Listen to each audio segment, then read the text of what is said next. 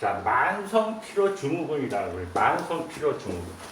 만성피로증후군은 뭐냐면 통증을 얘기해요. 통증, 아픈 거를. 예, 통증. 통증을 얘기하는 겁니다. 무슨 피로증후군이라 그러니까 뭐 피로해, 뭐 잠을 못 잤어. 이게 아니에요. 잠을 못 자는 게 아니라 만성피로증후군이라는 말은 통증을 얘기해요. 만성적인 통증.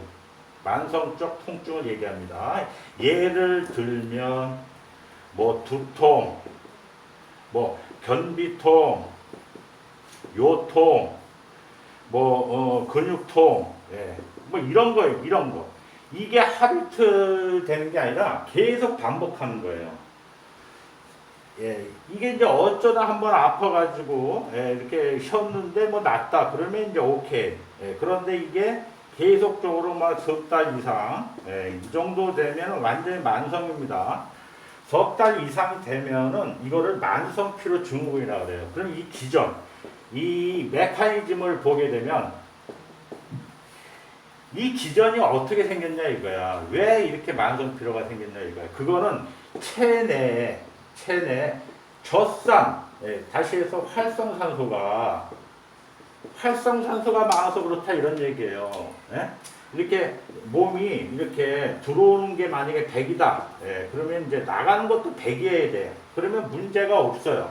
그런데 들어오는 거는 100인데 나가는 게 50이다 그러면 50만큼의 쓰레기가 몸에 남아있는 거 아닙니까? 그 쓰레기가 병을 일으키는 거예요.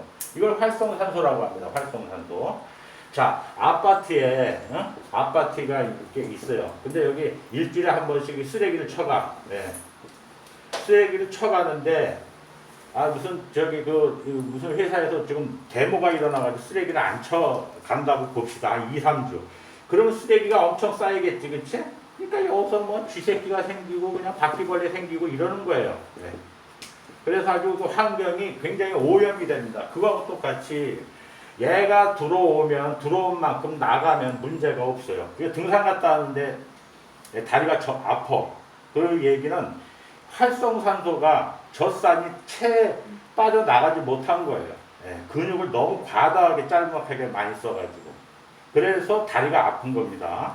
그래서 이제 다리가 아프니까 쉴 거 아니에요? 예, 쉬면은 이제 그 쉬는 동안에 젖산이 빠져서 통증이 없어지는 겁니다. 근데 다리가 아픈데도 계속 반복해서 막 등산을 댕기고 하다 보면은 나중에 근육이 타이트해서 근육통도 생기고 그 다음에 유연성이 떨어져가지고 넘어져가지고 관절 다치고 이제 이런 현상이 생기는 거지.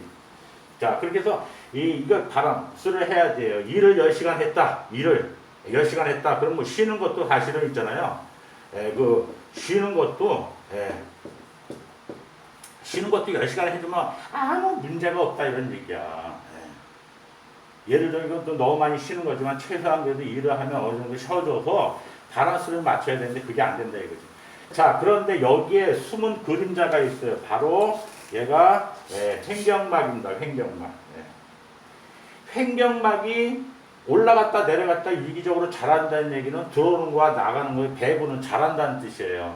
근데 하루 종일 쭈그리고 앉아서 일을 하잖아? 그 횡격막이 많이 올라가고 많이 내려갈 필요가 없잖아. 까딱까딱하지, 까딱까딱. 예. 그리고 까딱까딱 안 되는 것은 들어올 게 100이 아니라 뭐 10 들어오고 나갈 것도 10밖에 없어. 그냥 가만히 눈 뜨고 있어. TV만 보면 아무 상관이 없는데, 가만히 있다가 어느 순간에 뭐 이렇게 노래를 갔다든가 운동을 했다든가 그 피로감이 그때는 체내가 그걸 받아들일 준비가 돼 있지 않기 때문에 횡격막이 놀래가지고 이거 받아들일 준비가 안 돼서 못 쫓아가는 거예요. 그래서 굉장한 피로감을 느낍니다. 예. 그래서 적절하게 꾸준하게 운동하는 사람하고 운동하지 않다가 어쩌다 운동하는 사람은 운동 경기가 끝나면 그 피로도가 이제 말도 못하게 다르다는 거죠. 이것을 계속적으로 반복하는 것을 만성피로 증후군이라고 해요. 그럼 만성피로 증후군이 일어나는 원인은 많지만 횡격막이 운동을 안 했다는 게 답이네.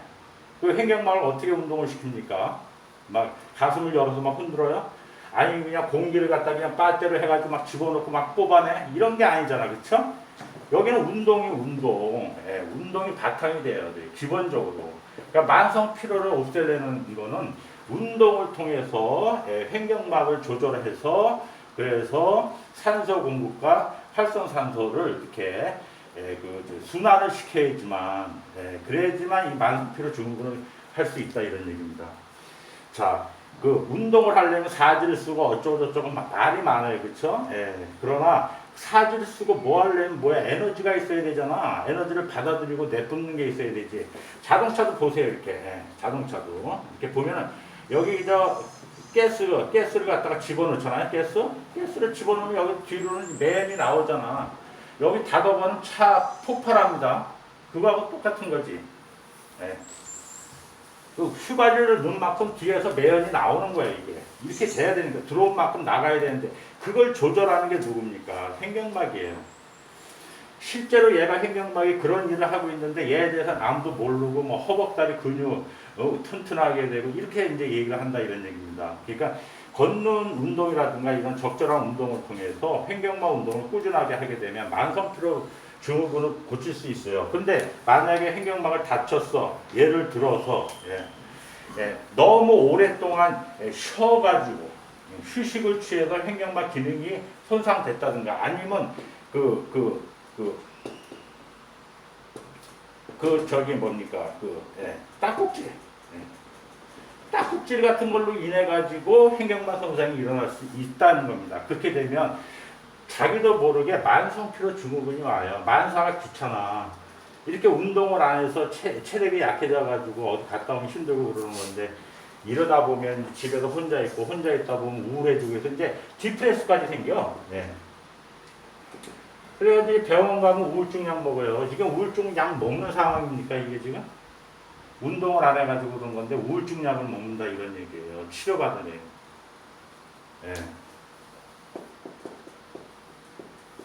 우울증 약 이 자체가 너무 코미디지. 그 신경 정신과 치료도 받아. 뭐 집안에 뭔 문제가 없냐, 무슨 아들 자식이 속색이냐, 남편이 바람피냐, 쓸데없는 얘기 많이 해요. 사실은 그게 아니라 하루 종일 쭈그리고 앉아서 생긴 거야.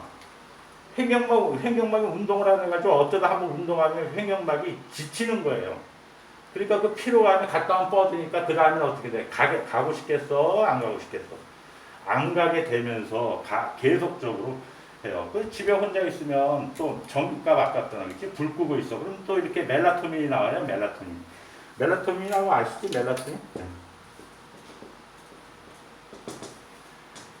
멜라토닌이라고 해가지고 이건 이제 잠 오는 약입니다. 그냥 대낮에도 졸린 거야. 계속 멜라토닌이 나오니까 대낮에 졸려. 그러니까 이제 막 충돌하는 거지. 지금 내가 할 일이 많은데 왜 이렇게 졸고 있나 이러면서 그냥 막 스트레스 받는 겁니다, 이게.